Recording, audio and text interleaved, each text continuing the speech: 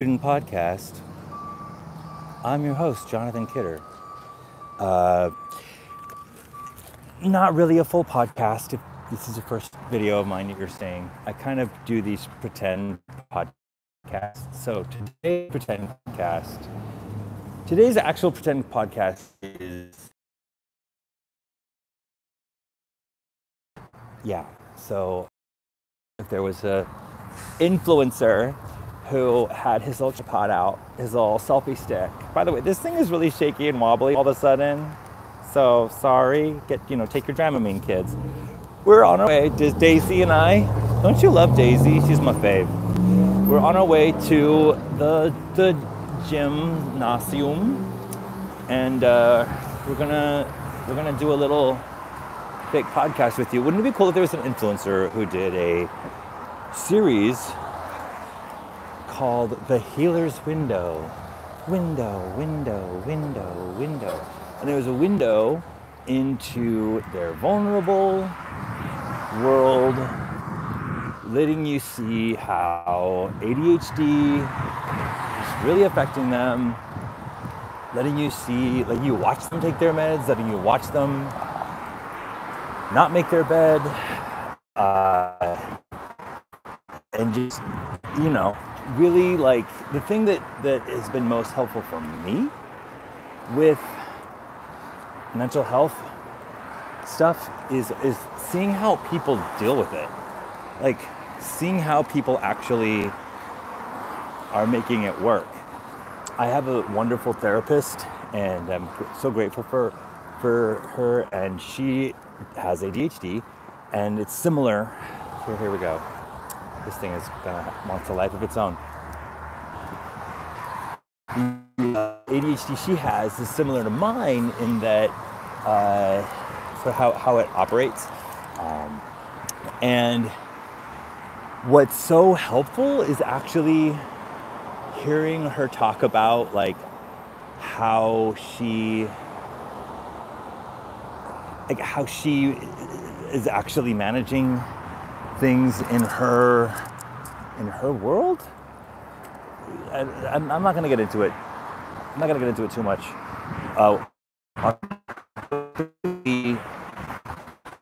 People model the behavior that I want to take on. So the point is, wouldn't that be cool? And this is like me pretending that we're in that project right now. So welcome to The Healer's Window. And one of the things that pretend that you're a therapist, right? That's who the fake podcast is for. It's for therapists to see if you're a therapist, and you're writing a book about attachment styles, because therapists write books.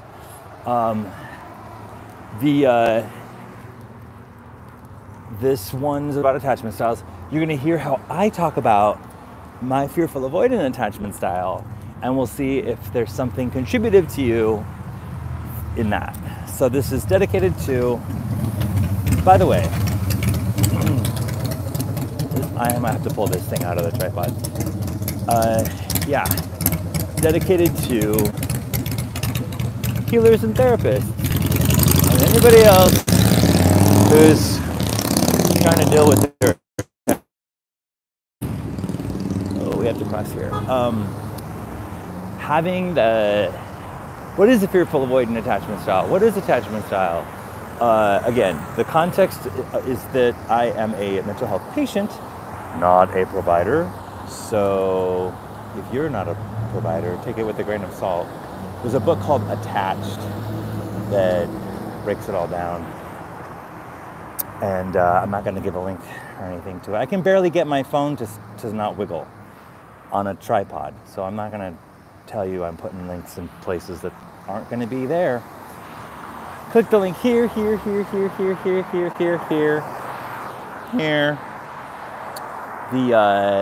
So attachment styles concept is you're a baby, you form a bond with your caregivers, and you learn how to get your needs met by communicating a certain way. And I'm not gonna go. I'm not even gonna get into it more than that. I'm pretending that you're a mental health professional. You should know. So the attachment style that is closest to, that makes the most sense to me is, as how I behave, is fearful avoidant. Fearful avoidant. And then the other one actually is called disorganized, which means sometimes you're anxious, sometimes you're avoidant, which makes sense because I do kind of shift from the anxious one, which is where you're trying to take care of everybody and like, oh, what can I do for you? What can I do for you? Let's get together. Like when I really like someone or we're just starting to hang out, it's like, oh God, okay, well, and then the avoidant attachment style is like, I can take the best, I can really show you that I love you by not being around. So the struggles with fearful avoidant on my world, in my world, are that I don't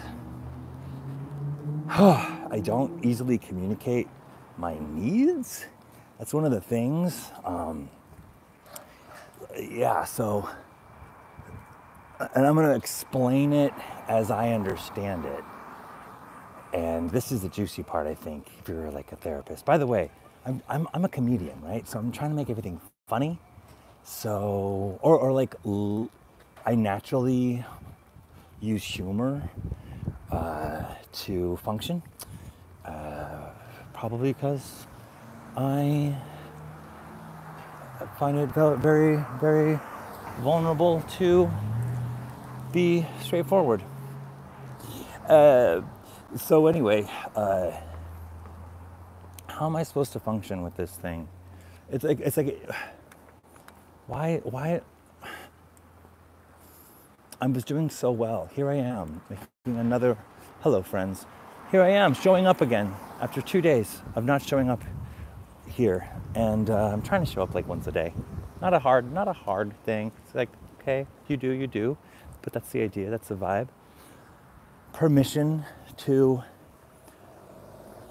achieve this. Yeah, and then all of a sudden, everything's going haywire. The text, like, I don't know. And I can feel my nervous system dysregulated. I'm really trying to stay on track, though. I'm really trying to stay on topic. That's why we have this whole theme. So the theme is fearful avoidant. The theme is not technical difficulties. Yeah, so fearful avoidant, baby. Yeah, the way I understand the avoidant attachment style is, so you're a little kid and you're just like a newborn, actually. You're not even a kid yet. You're a newborn baby. And you're hungry, so you cry. And your caregiver, whoever that might be in the moment, you think that crying is going to get you fed, right? Or that's your instinct, is to cry.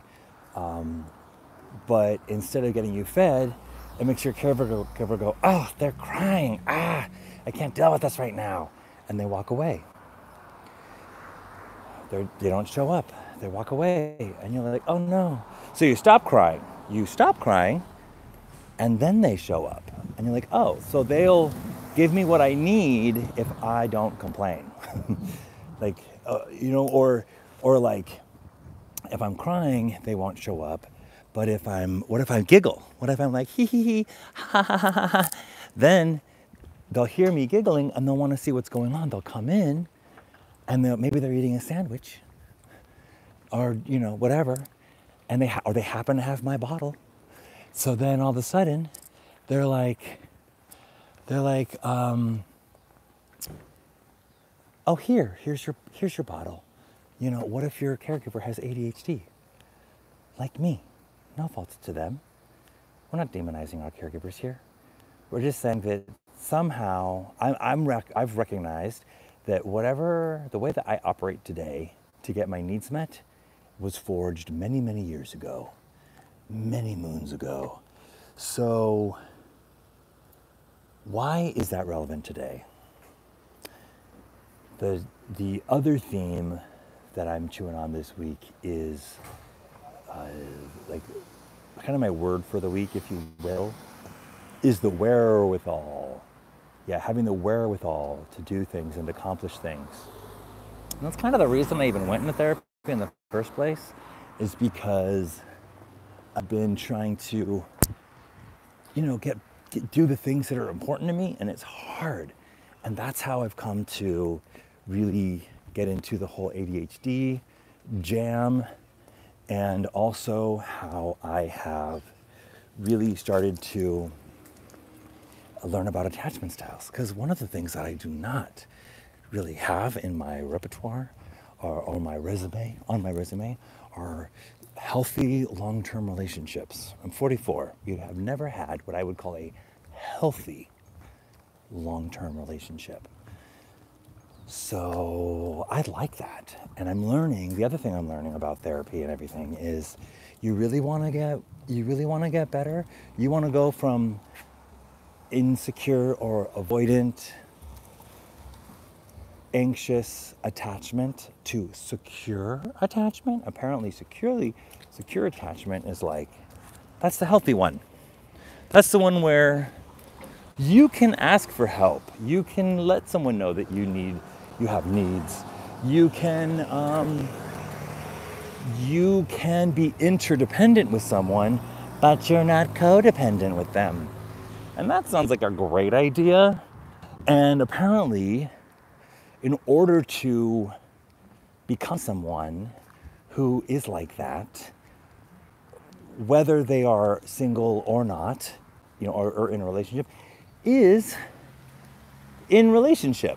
And apparently, I don't think you have to be like actually dating someone. I think you can have other relationships, friendships, or be in community with people who are like securely attached. I think that's how, or have that sense of security. I think that you can, apparently you got to like see it modeled. So once you see people rolling that way, you're like, oh, like this is the culture, this is our dynamic. I get it. So if I want some help, I don't passively aggressively not say anything and try to take care of you and then sort of expect you to see me struggling and resent you for not helping me. That's not how it works. Oh, you just straight up ask me for stuff, so I'm gonna try straight up asking you for stuff. Oh, you kind of get like, oh, this is the culture, this is the dynamic, this is how we roll. Similarly, unfortunately, it can go the other way, and you start hanging with somebody who's on the insecure spectrum, and all of a sudden you start kind of behaving that way because that's the culture. So anyway, the vibe today is I'm recognizing that I do some of these fearful avoidant things. Like, here's some really trippy stuff about the fearful avoidant attachment style that's really gutted me. Like, I started learning about this and I was like, oh, I am so seen. And I want to shout out to one of my favorite therapy influencers who I've gotten their stuff on YouTube. That's where I live with this stuff. So Heidi Priebe. Heidi Priebe, HEIDI-PRIEBE. Remember, I'm not going to be putting a link anywhere, so you need to write this down, write it down, or just look it up right now. You know what? If you're so compelled by what I'm saying, and you want to just leave this conversation and go and see what Heidi Priebe is talking about, I understand. This might have been, hearing that name might have been the reason that you manifested having this moment with me and Daisy, hi honey, today. But the vibe is, Heidi Priebe talks about how she also has that attachment style. And here's the thing I love about her is I'm witnessing somebody who is living in her purpose. In her case, being being a therapist, being a coach, doing, and also being an influencer. Like that is part of her, how's it going, guys?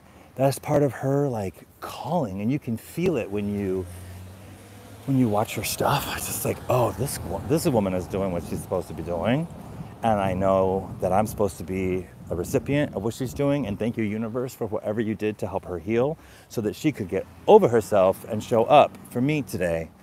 That's what I'm trying to do. I'm trying to be that guy. That's why I'm out here just blabbing. This is my practice. I'm practicing for actually being relevant and intelligible. One day it'll happen. We'll get there. So she talks about in her journey that not being able to express needs, actually it goes even deeper than that. When I say it gutted me, this is the gutted me part. Not realizing that you have needs. Like not even perceiving. Like hear me when I say, not even perceiving that, oh, I'm uncomfortable right now. You know, oh, I am not, I need a break. I'm fatigued. I'm exhausted. I'm like, I need a rest. My body is saying stop, and I haven't stopped. Or here's one. I'm lonely. Like the fearful avoidant, the way that, imagine that little baby, right? The infant who is trying to figure out how to navigate a world where, and when I say no fault of their own, I really mean like, for caregivers, I'm not coming for my caregivers, I'm not coming for anybody's caregivers. It seems implicit. I gotta use big words, otherwise they don't know I'm serious. It seems implicit in this kind of conversation that the caregivers or the parents or whoever we're talking about in therapy world were somehow bad or evil or wrong. And like, I suffered abuse. Well, you did suffer abuse. I love what Pia Melody, why do I have these names just on call like this? Pia Melody, maybe this is one of my areas of special interest. ADHDers, hawking it. Pia Melody, not Melody Beatty, Pia Melody talks about child abuse. She says child abuse is any treatment of a child that is less than nourishing, that is less than nurturing. I think that's the word. Any treatment of a child that's less than nurturing. So I'm here to like shift my, by the way, can we get some of those? I have a bunch of these and I need to plant them. So that's important because look at what they're doing right now. Mine are just like, anyway, child abuse is any treatment of a child that's less than nurturing. And so there's a stigma about it, and that's not good. By the way, we only need like to have that attunement when we're kids, when we're little infants. When somebody sees that you have a need, what they do is they tune into you and they show you that they hear you, and they show you that they hear you by kind of making a face that's like, oh, baby's hungry, like, oh, you're upset, like, I see you're upset. And what that does is it goes, I see you, honey, I see you. And then all of a sudden you feel safe. At the end of the day, it's about safety, I'm learning. So that's that's for the mental health professionals, that's for the therapists. I feel like I wish that in my mental health journey and learning all this stuff, somebody gave me the buzzword safety a lot earlier on. It's safety in my body. It's safety in the nervous system. So when you know that somebody sees you, even if you haven't had your need met quite yet, it's like, oh, okay, I'm not alone. Because when somebody is with you, but they don't see you, you're still alone. And somehow as an adult, there's this energy. I find a lot of the people that I know and love resonate if I open up about this, or I hear them opening up about this, and then I'm resonating. And it's certainly something I think about more now that I'm coming to become attuned with myself, which is like the first thing that happens when you start learning about all this. It's like, oh, wait a minute, needs.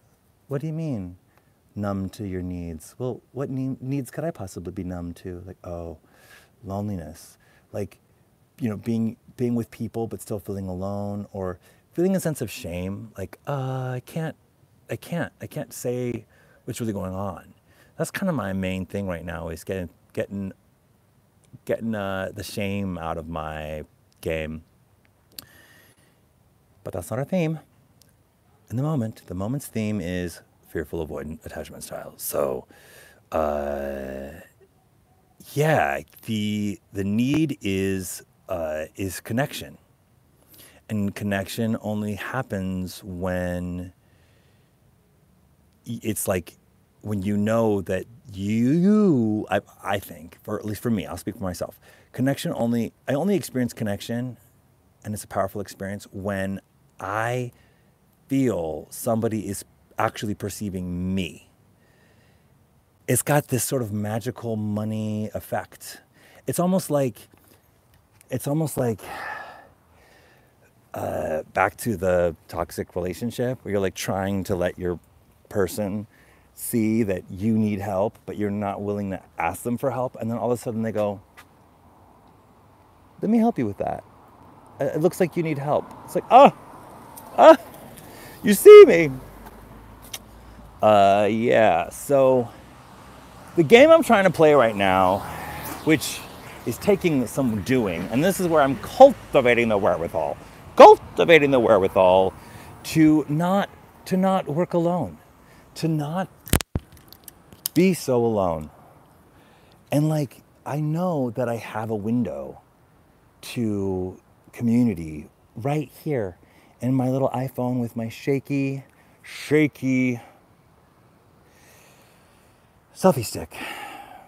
Just think, I could be sitting right here on this beautiful outdoor living room with an empty IKEA Klax. If this was my outdoor living room, that thing would be full of stuff. I would have magical tchotchkes in there and signs that say things like, you are loved. Anyway, that would be our podcast right there. I don't think those are real orchids. That's okay. It's okay. Probably one of them is real, but it doesn't have any blossoms anymore, and it's just in a pot.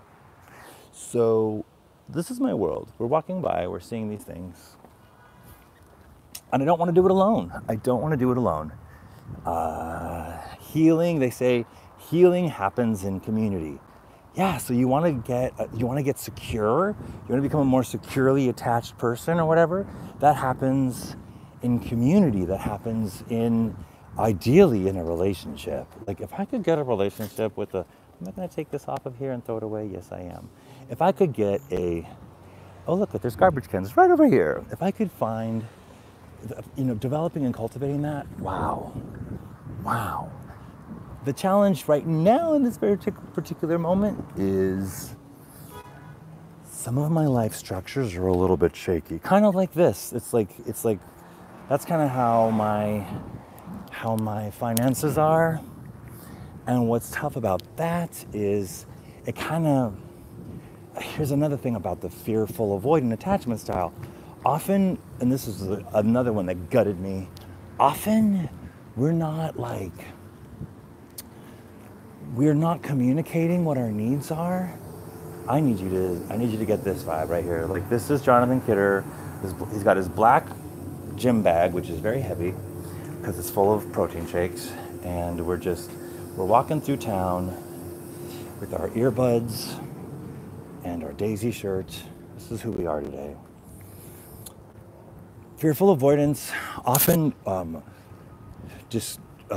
we don't like to talk. We don't want people to even know that we have needs. Okay, and one of the things that Heidi said is we think that we take care of people we love by not burdening them with our problems. It's funny because I have a hard time showing up for my friends on their birthdays. Birthdays just weren't a big thing in my family, and it was kind of like, what is a birthday? And I don't know, I haven't ever gotten into the natural vibe of just easily showing up for someone on their birthday, and it's like, and then all of a sudden their birthday's gone, and so what the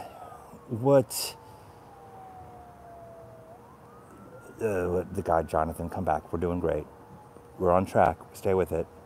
needs, sharing needs, showing up for people. I lost it. I guess that's going to happen here. Somebody tell me. What was I just talking about, guys?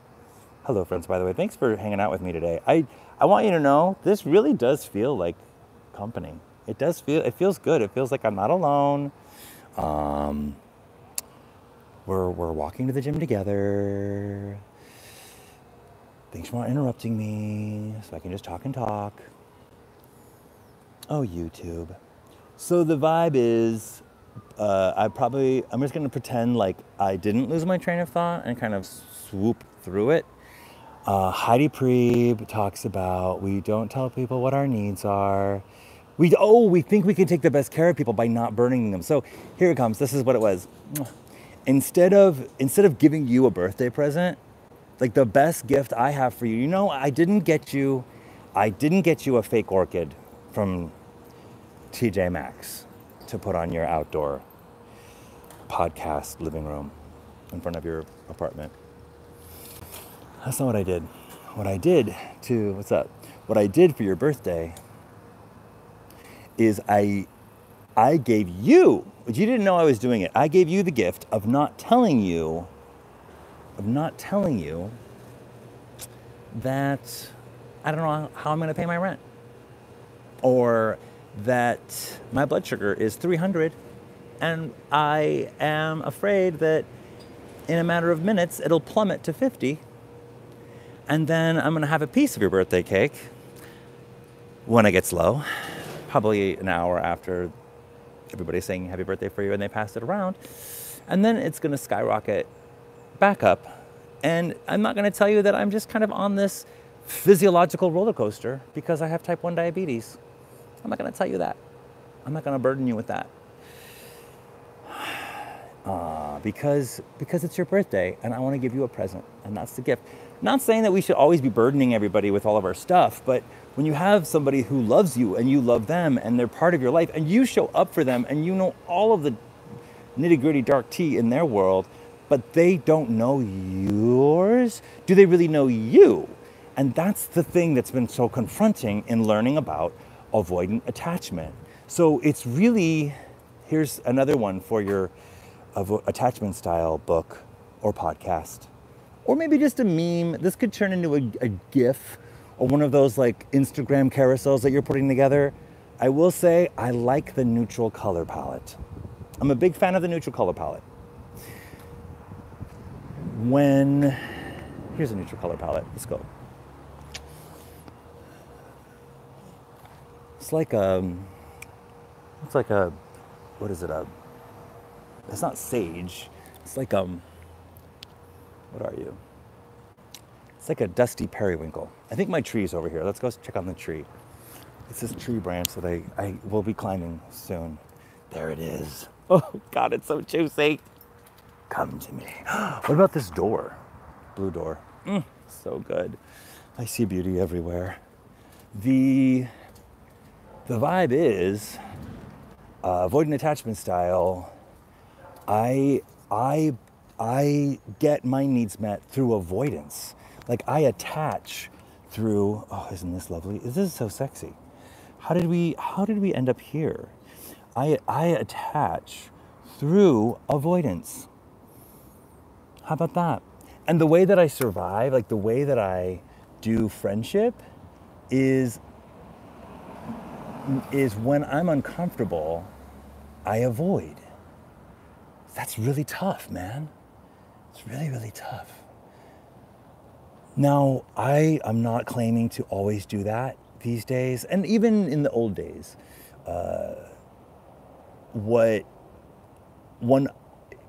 This is another one for my therapy people. Listen, tell the children that it's not like black and white, that it's not all this or all that you're not like A, X, or A, Y.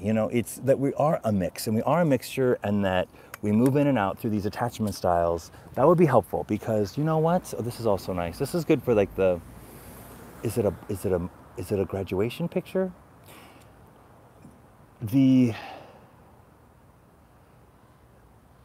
if you are like me and you come to therapy with the symptoms of, and this is like checklist on paper, this isn't just me going, I think I have this. This is, oh, check, check, check, check. With the symptoms of complex trauma, okay? By the way, mental health people, you gotta put at the very top of your book a revamping of the word trauma. Help people understand the word trauma differently. Some of you are. I appreciate it. Because, it's another one, like abuse. Like, it's such an intense word, and then we're like, oh my God, abuse. They say they were abused as a child, but I know their parents, or I grew up with them. They weren't abused. Or trauma. The thing for trauma is it's any experience where you were overwhelmed and you couldn't process the experience. And Gabor Mate, another name drop, says it's where it's a loss of self. Like you couldn't do self in that moment. You had to like sidestep like self and like go into pure survival, like preservation. And for some of us, that's just every day, y'all. That's just every day, right? That's because maybe it's chronic. And then there's the trauma of like, in like that moment trauma, big T trauma. It's like something happened. And then there's something's happening all the time, and those are different. And the things are happening all the time. That's called complex trauma. Okay.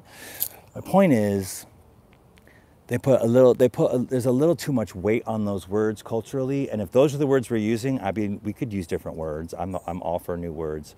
We could use different words that don't have as much weight to them, like my friggin' gym bag. The trauma stuff is, it's like, okay, so you got complex trauma. I got that going on.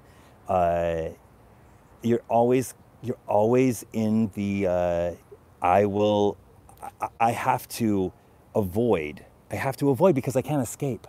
I can't escape it. I can't, by speaking, change it. I've tried expressing my boundaries. I've tried saying, hey, can we do this differently? And it either only made things worse or it made things better for a minute, but then it went right back to being how it was. So when it's like that and you just kind of have to deal with it, you go into shutdown mode, suppressing your needs and disassociating from them. And then you kind of develop this, apparently, here's another name drop for you, Sarah Baldwin, of another really dope podcast. She has one called You Make Sense. I love Sarah Baldwin so much. In her podcast, You Make Sense, she talks about nervous system regulation. Then she also talks about attachment theory, and she also talks about internal family systems theory. So these are like three money therapies, and I love that she puts them all together because they've all three been really for me. Sarah Baldwin says that these are beautiful adaptive things that our bodies does, that our nervous system does, that our autonomic nervous system does. Like, it's so cool that as little kids, we found a way to get through, like to tolerate, to make things tolerable. And I love that. I love that approach. It's something that I've gotten in 12-step world, 12-step world, addiction, recovery is, bitch, you could be really down on yourself. You could be like, oh, I shouldn't have, I can't believe I did that. Like, it's so bad. But that's not really the vibe. The vibe is like, you were doing your best.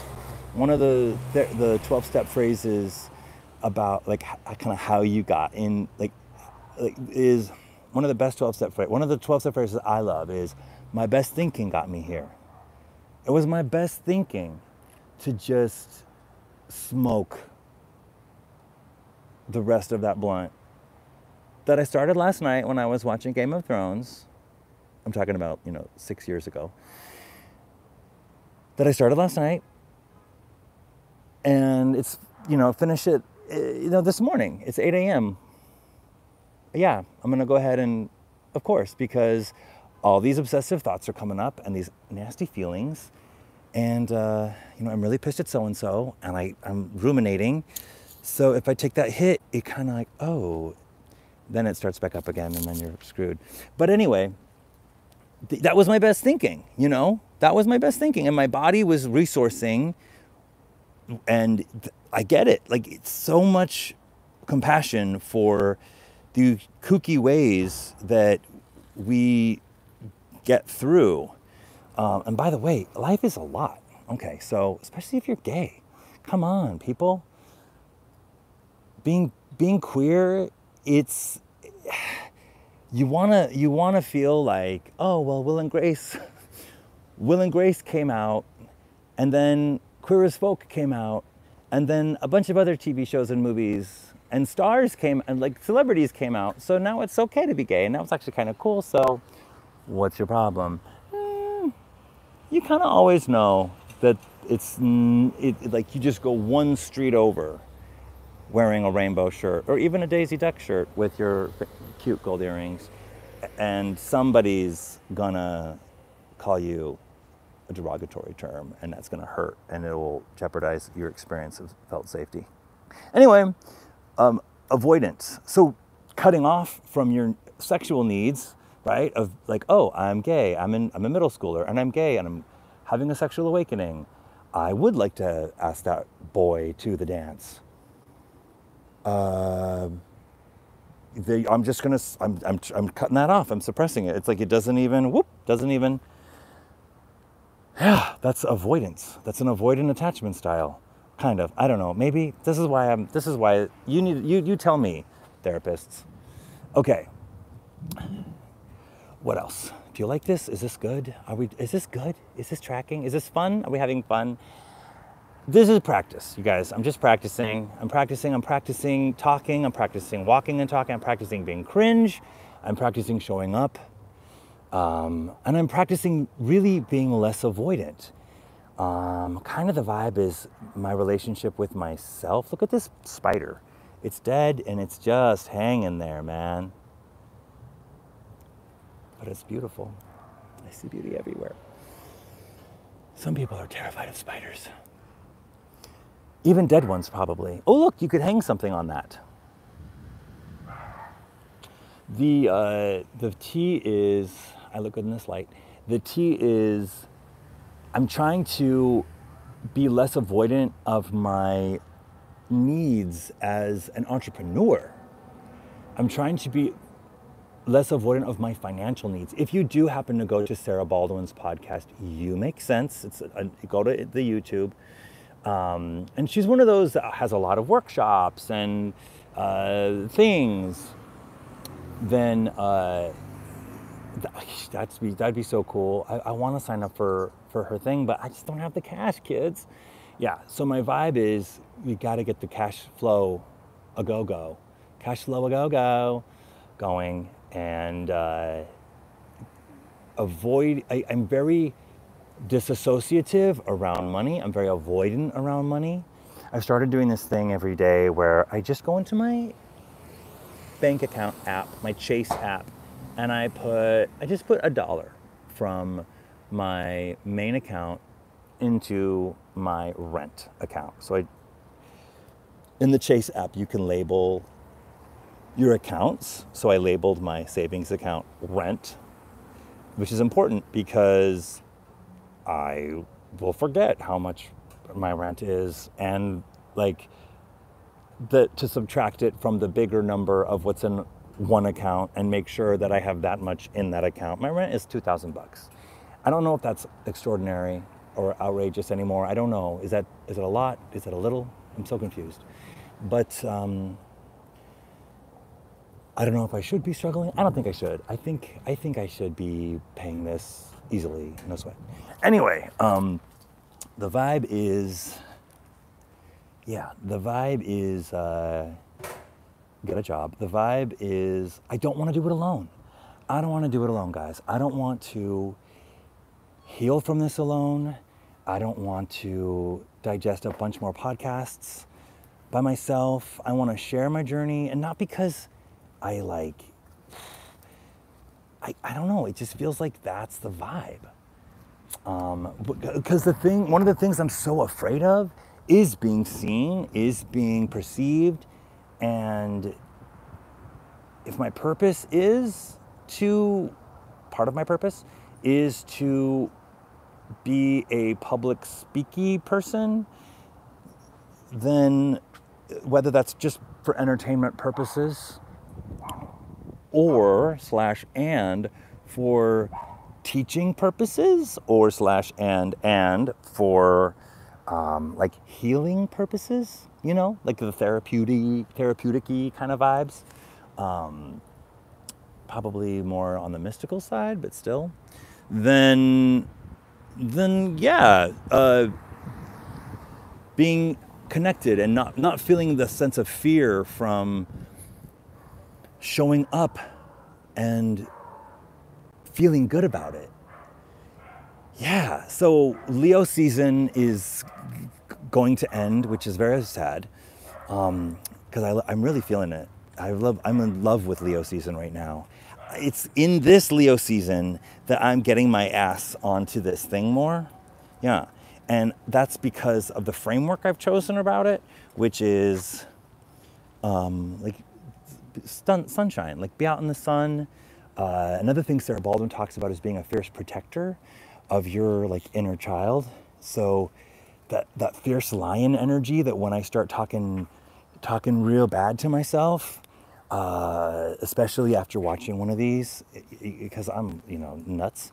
So I'm watching and I'm like, fierce protector is going, hey honey, don't beat up on Jonathan. No, the game is show up and splash around. You're supposed to be cringy. And by the way, sure, you can count all the cringes, but let's start looking at the things that are good. Let's start looking at the good vibes. There's some good stuff in there. Avoidant Attachment Style. The topic is deep. The topic is rich. The topic is very, very helpful. The topic gets me to step into my Leo energy. The topic, and we're all in Leo right now, so it's like Leo vibes for everyone. That's how I feel about it. Next is Virgo vibes, which is earth energy. So Virgo element is earth, so not like it's real. I mean, it can be, but for me, it's fun. It's a theme. I love themes. So give me a theme that'll help me focus, and I can, we're going to climb this mountain called life. We're on a journey. So sometimes we're climbing, sometimes we're going down. I mean, it's not always up. My point is, like, let's just choose a path. Let's choose which way we're going to go right now. So what helps me choose is a theme, yeah. And I like the idea of Virgo season is earth energy. Like earth energy is money, grounding, logic. Like, let's get some earth energy going. Let's get some coins flowing for Virgo vibes. And, it's the harvest, right? So we're gonna wrap up the thing. We're gonna try. I always say that, and then I talk for like an hour. The avoidant attachment style thing. Oh, one of the shitty parts about avoidant attachment style, and this was another time Heidi came for me. Is this a succulent? I've never seen this before. What is this? It's a tree. It's like a tree. I don't understand. It does not look like a succulent. There's two trees here. Which one is this one? I think it's that trunk in there, which has a woody trunk. So if it's got a woody trunk, that means it's probably not a succulent, but this seems very succulent-y to me. So do you think if I took a little piece of it, I could get it to propagate? What do you think? It's very soft. We're not talking to you. You live your life. You're doing fine. You look awfully pokey. Yes, you are. This is a delightful, magical thing that I am encountering right now. Hello, welcome to ADHD and me. Avoidant attachment style. Here's the shitty part that Heidi Priebe said. She goes, listen, we really are uncomfortable with intimacy. So how we do intimacy is we talk about relationships. So instead of having a relationship where you are talking about when you're talking about how you're doing or what your needs are, you talk about what you're learning about needs, what you're learning about how important needs are, what you're learning about, for example, love languages. That's one. Like, oh, I'm going to be a relationship expert and talk about the 5 love languages. And when someone says, Jonathan, how are you? Instead of saying, lonely, bitch, I'm lonely. Instead of saying, I'm sorry that I didn't call you and I wanted to, but I was afraid. Or, hey, there's something, you're asking me, you're checking in on me. Thanks, I appreciate it.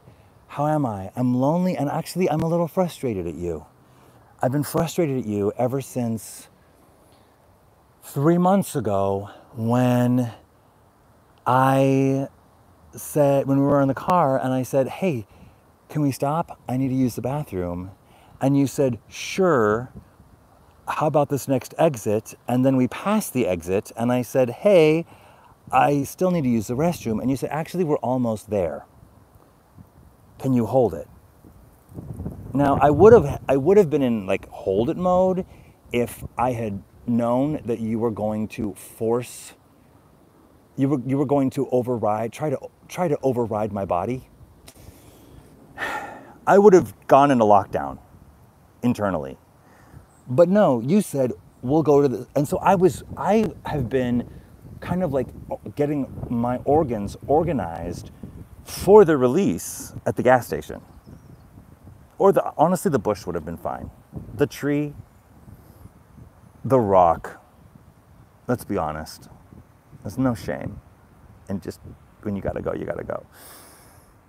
So anyway, I've been upset at you about that. And I've been wanting to say, hey, I just wanted to express that and say, like, in the future, like, can we do that differently, right? You asked me if I wanted to go on another car trip, and I turned it down because it's like, instead of saying that, which now you're with me, right? You can get, like, that would be so terrifying to say, right?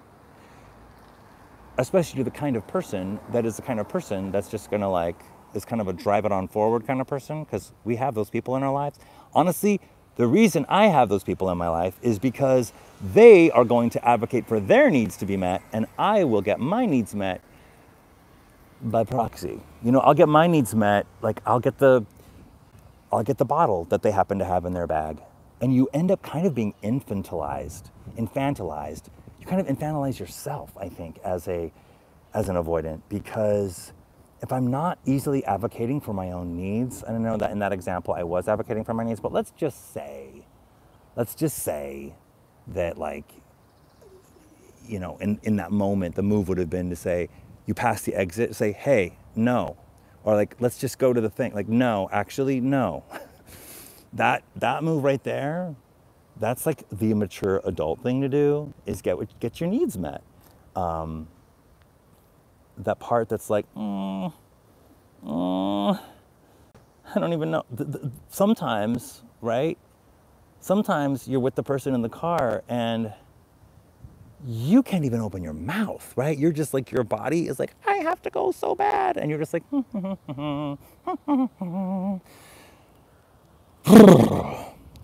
or you do what I do and become the person who's taking care of things, right? Like, how about I drive?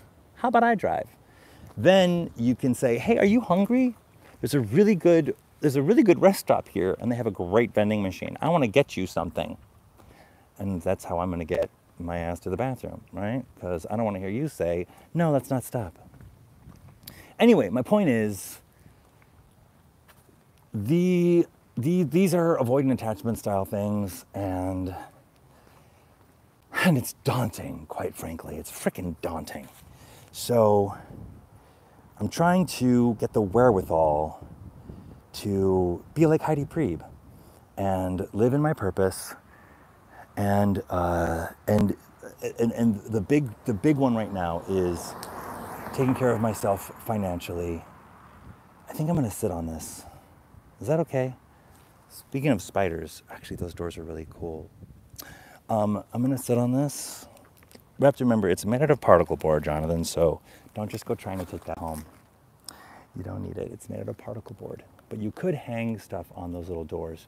You could hang stuff on those little slats. They could be like little frames.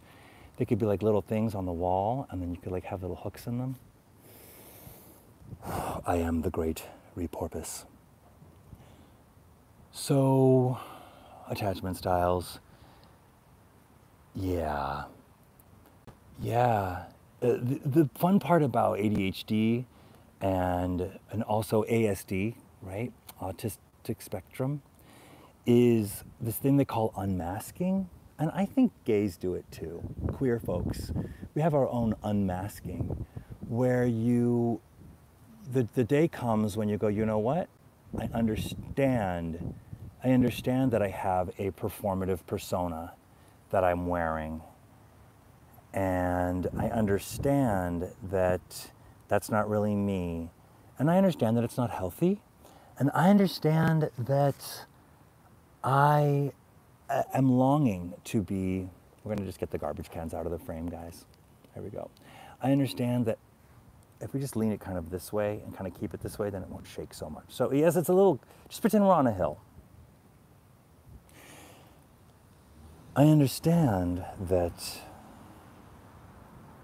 that I'm neurodivergent and that I have been trying to, and that's different than like most people, and that I've been trying to show up as neurotypical, really the other way now, as neurotypical, and I'm recognizing that that is no longer how I want to show up.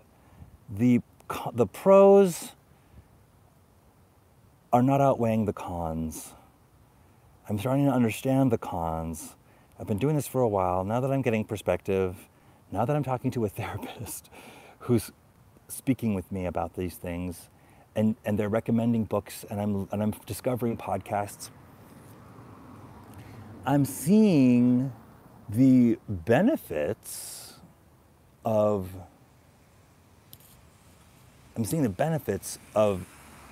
being myself. And one of the benefits is, speaking of being effective, being more effective, I used to think like, yeah, I have to pretend that I'm neurotypical, or I have to pretend that I'm not a cartoon character in order to have people take me seriously so that I can get hired as an artist, you know, and be part of an effective team. Actually, why don't I just set this thing on the, I told you I was going to say, hey, I'm wrapping this up, and then I was going to talk for an hour. This is the hour. We're learning how to do this, guys. Maybe one day I'll start breaking these up into different videos. What I am learning is that I can just set this on the ground. Oh, that's nice. Set this on the ground, and then maybe you won't shake so much. I don't know. But it's like I'm getting situated, so God only knows how much longer we'll be here. I hope you're driving. I hope you yourself are driving. And if you do need to go to the bathroom, you know, sooner is better than later. Really. Really. The mind can only enjoy what the bottom can endure, or so they say. Ah, Daisy, I'm so grateful for you. I love you so much, Daisy. You're so fierce. You remind me to just like put my bow on and like let my lashes out.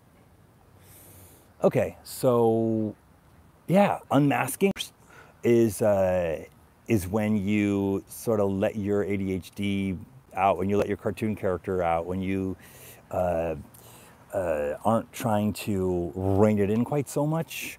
And yeah, that's another topic for another day. But recognizing that I can accomplish more, I can live more in my purpose. I can live more in my purpose, and I can go to bed feeling a deeper sense of a deeper sense of inner health and wellness.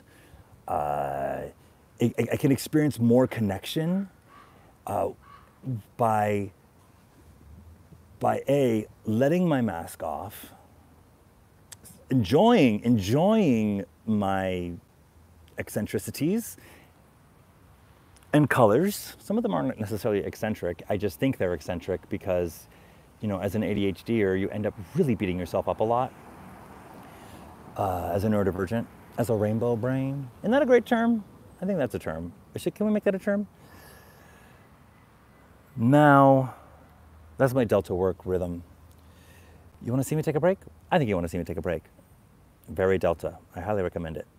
Not a mental health podcast, but if you don't have a mental health condition, watching that podcast is how you might be able to get one. You heard me. Delta. Please don't fall. Hands free. Yeah. Communicating your needs. That's the thing. So, I'm going to be more connected. I'm not allowed to do things alone anymore. Great. So that means I'm letting you into my world. It's a fake podcast where you get to see inside of the life of a person who has disorders. ADHD is not a disorder. Well, in order to get insurance to cover your meds, it is. So it is. The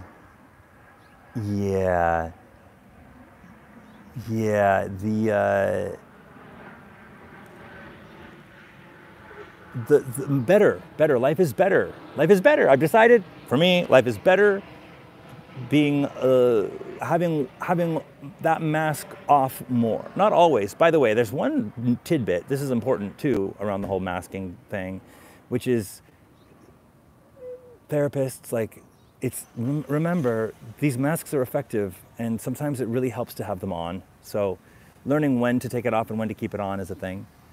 Anyway, that actually, it's nice to know, sometimes you want to use that mask. Another topic for another day.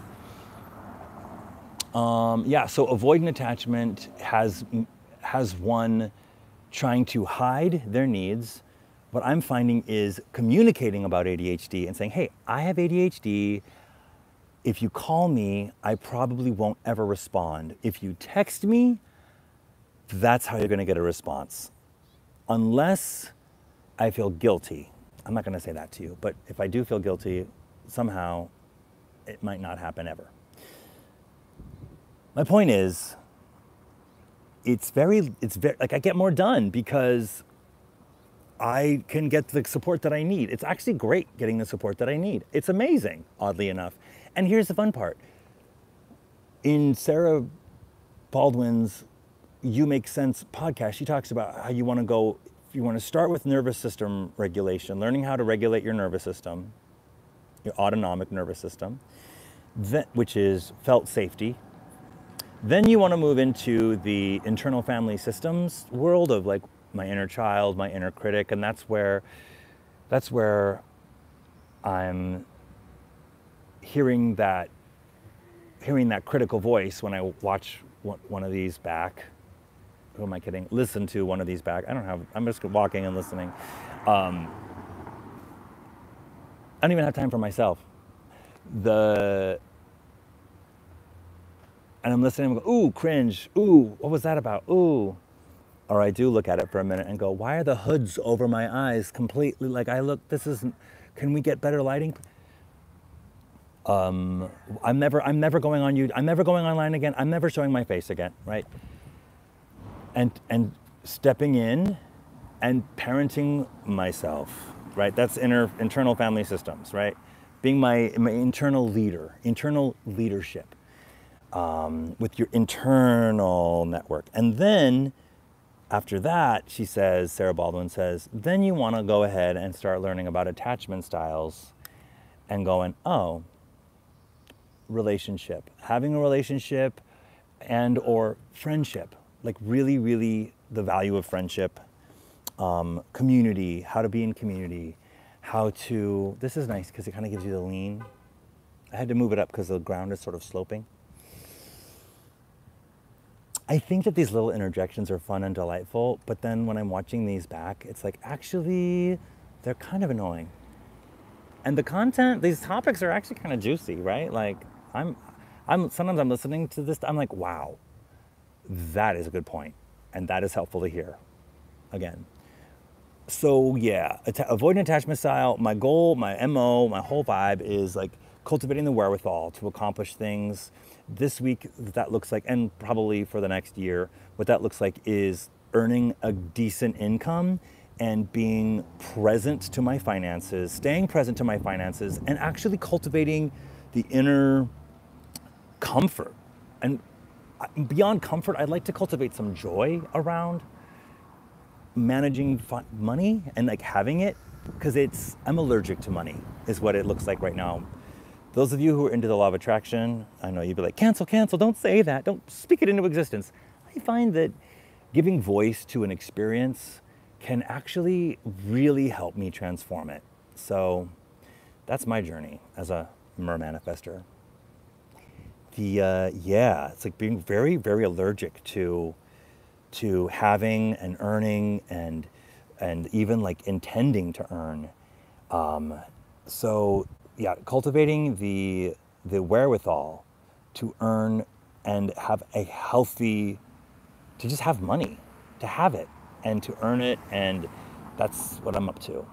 So I gotta get a job. I want to take you with me on the journey. And then the other thing I'm cultivating is the willingness to just to move from like the sidewalk is cool, and I hope to keep doing sidewalk talk, but to bring you into the house, like into the workshop, into the living room where I sit on the chair and I like sketch out ideas for 7 hours, into the like crafting and creating some things together. Actually, like for the financial conversation, I could like put on the table some of the different ideas I have for jobs I'm applying to.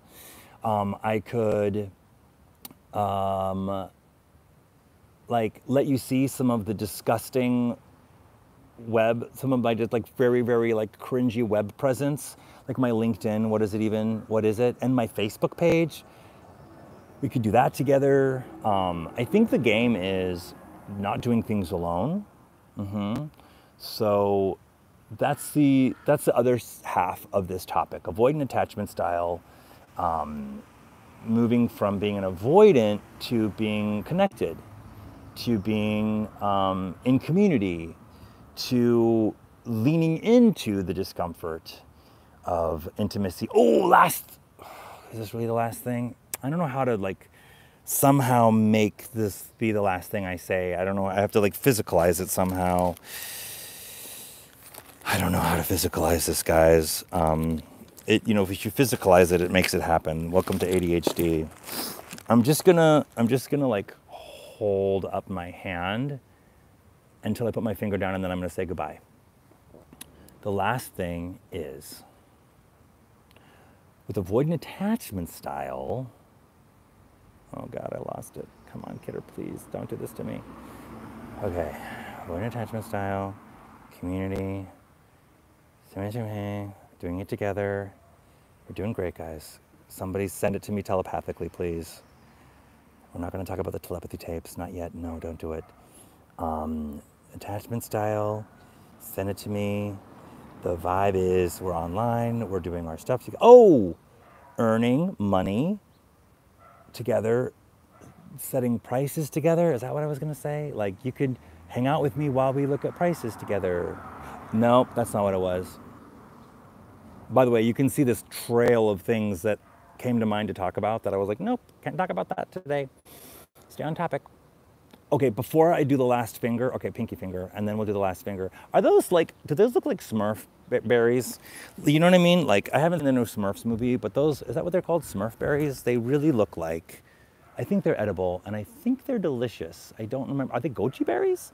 But look at these like little Smurf berries. Okay, I've been trying not to say that the whole time. So now that finger's going down. Last finger, last finger. Thank you for hanging out with me. I listen to podcasts like this, just so you know, where it's just people talking, and if I like their vibe, I will hang with them. I hope you got something done that you needed to do, because that's what I do when I'm listening to people ramble on and on. That is not the finger I'm holding up. The finger I'm holding up is that attachment styles are about intimacy. It's one of the first things I learned when I encountered Heidi Priebe, and it really put it into context for me, because it's like attachment styles. It sounds like you're talking about how you put Legos together. Some of these words are very conky and wonky, like nervous system regulation. Like, no wonder I didn't know what that meant, and no wonder nobody knows what it means, because that's not what you think of when you think of the word regulation. It's not fair. So therapists, can we make these words fun, please, somehow? That's what I'm here to do, actually. It was one of my purposes. If you want to make something fun, if you want to make a cool therapy book, will you let me know so we can make something fun? I know Sarah Baldwin's talking about a Mr. Rogers kind of thing, and I want to help her with that. So that's one, I need to put a pitch together. You could help me. We're working together in community. I'm opening up my workshop doors and inviting strangers to hang out with me and make their own crafts while I work on my stuff. And that's what's up. Even helping me price things. We need to get ready for Sunday, for Hot Dog Sunday, because I want to do some new stuff on Sunday, and so far I haven't gotten into the vibe, but I'll do it if you're with me. We have to go to the gym, fingers up, to say attachment styles are about intimacy. How do you do intimacy? How do you advocate for your needs? How do you connect? I'd like to call them connection styles. They're connection styles. Sarah Baldwin also calls them like adaptations, I think. Like, how do you, like, these are adaptive styles or something. I love words. I love these words. Can we kiss the finger and let it go? Thank you. So that means we're done. The finger's down. Thank you for letting me share. And let's take a nice deep breath together, shall we? 1, 2, 3, in through the nose, out through the mouth. Oh, you showed up today, Jonathan. Good job, good job, good job. Wow, nice. Goodbye.